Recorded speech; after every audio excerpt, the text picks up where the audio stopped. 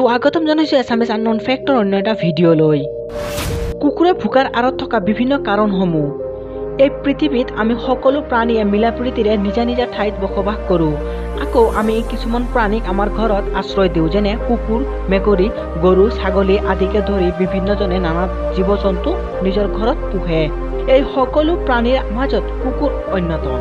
ই আমাৰ পৰিবেশৰ লগত অতি সহজে মিলি যায় কুকুৰে আমাক বিভিন্ন ধৰণৰ সহায় কৰে যেনে চুৰৰ পৰা আমাৰ ঘৰখনক সুৰক্ষা প্ৰদান কৰে আৰক্ষীক অপৰাধী চিনাক্তকৰণত সহায় কৰে আদি বহুতো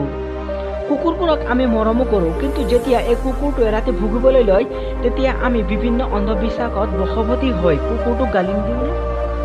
আমি বাৰু ভাবোনে কুকুৰে ৰাতি এনেদৰে ভুকাৰ আঁৰৰ কাহিনী কি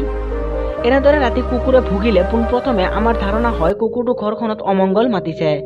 বিশ্বাস মতে কুকুৰে যেতিয়া ৰাতিপুৱা কান্দে বা ৰাউজ সেইদিনা কোনো শুভ কামত আগনবঢ়াই ভাল ঘৰৰ কুকুৰটো ৰাউচাৰ লগতে যেতিয়া ঘৰৰ বেৰত আচুৰে ঘৰৰ চুৰি কাণ্ডও হ'ব পাৰে যদি কোনো শুভ কামত যোৱাৰ আগমুহূৰ্তত কুকুৰে কান্দে তেনেহ'লে সেই শুভ কামটোত সমস্যাৰ সন্মুখীন হ'ব লগা হয় ঘৰৰ কুকুৰটোৱে যেতিয়া কান্দে তাৰ অস্ত্ৰৰ ক্ষিপ্ত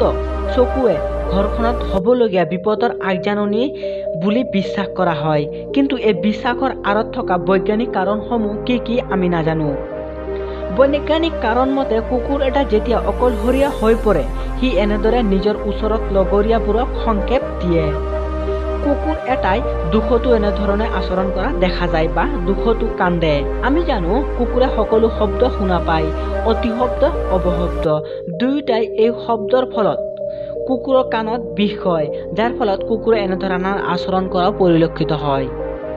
বন্ধুসকল ভিডিঅ'টো চাই কেনে পালে যদি ভাল পালে চেনেলটো নিশ্চয় সাবস্ক্ৰাইব কৰিব আগন্তুক ভিডিঅ'ৰ বাবে নটিফিকেশ্যনটো অল কৰি দিব